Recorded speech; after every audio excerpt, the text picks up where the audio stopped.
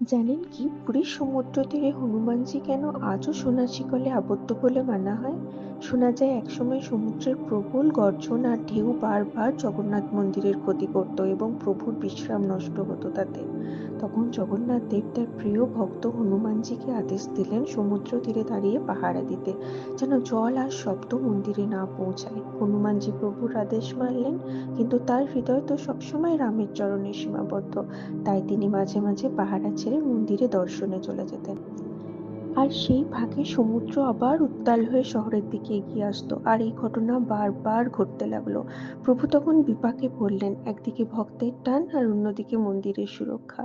শেষে জগন্নাথ দেব স্নেহের প্রতীক হিসাবে হনুমানজিকে সোনার শিকলে সমুদ্র তীরেই বেঁধে রাখলেন, যাতে তিনি দায়িত্ব ছেড়ে আর না যেতে পারেন।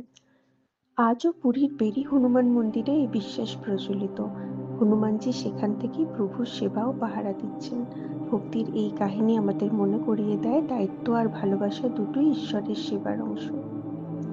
বিশ্বাস থাকলে ভিডিওটি লাইক করুন, সাবস্ক্রাইব করুন আর কমেন্টে লিখুন জয় জগন্নাথ।